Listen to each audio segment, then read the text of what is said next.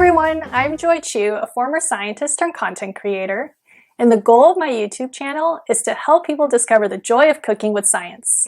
As the weather gets warmer, I'm sharing recipes that are easy to make and will carry us through the hot summer months.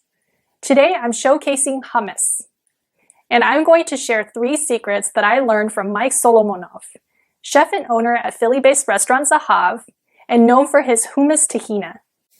The hummus I'm making today is truly creamy and silky smooth, without the slightest chunky disturbance of any kind. And unlike many recipes out there, it does not require the unfun task of peeling the skins at all. The key is a few science-based secrets, which I'll go over in more detail throughout the video. The first is to use baking soda in the overnight soak and while cooking as well. The second is to whip ice water with the tahini to make a creamy tahini sauce.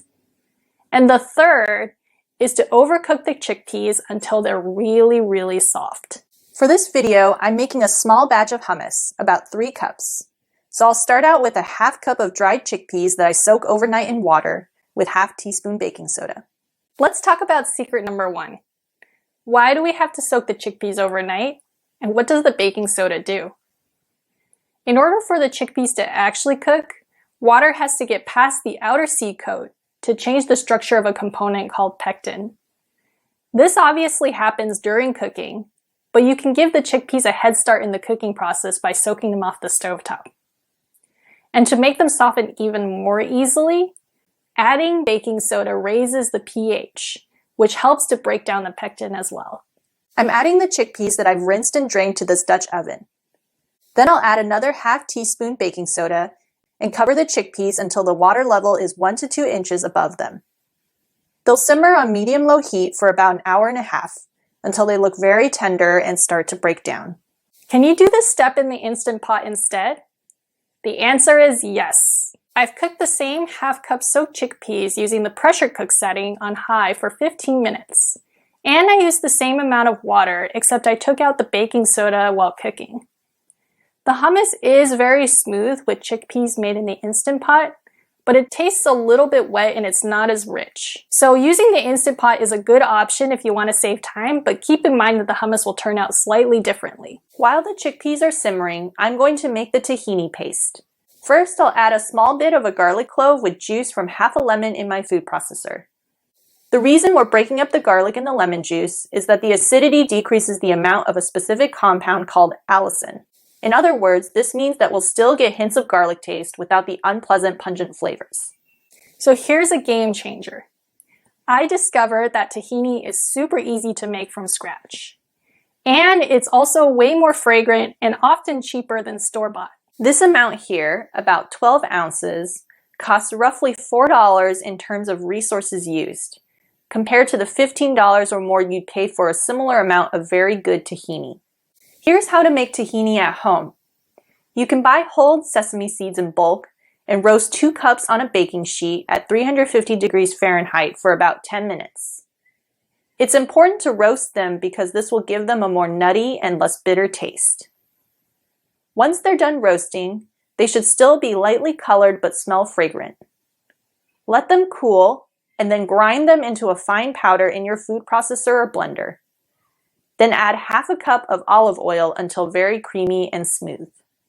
I'm going to take my homemade tahini and add 8 ounces to the garlic lemon liquid, plus a ½ teaspoon salt and a ¼ teaspoon cumin. Now it's time for secret number 2. I'm gradually whisking ice water to emulsify the mixture and make it extra creamy. Since tahini has a lot of fat, it will naturally want to separate from the water content in the lemon juice and garlic. Adding ice water a little bit at a time basically coaxes the fat and water to come together into a thick and more stable emulsion. You can see here that this tahini paste is thick yet smooth, which is the texture we want for the hummus. For secret number 3, you'll want to drain the chickpeas when they look very soft and almost falling apart like this. If anybody was curious as to what this white foam is, it's made of plant compounds called saponins that get released during the cooking process.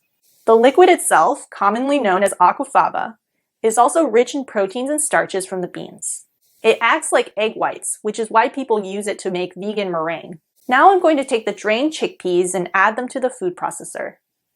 I know I've mentioned creamy and smooth a lot already, but since that's what we're aiming for, blend until yes, you got it, creamy and smooth. To serve, feel free to add some traditional toppings like paprika, olive oil, chopped parsley, or some extra cooked chickpeas.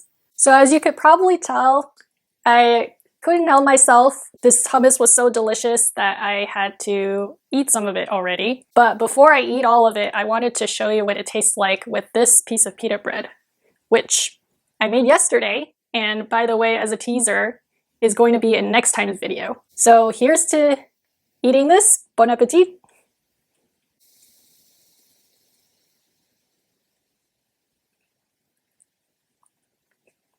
So smooth, so creamy, and with the fluffy bread, it's just so good.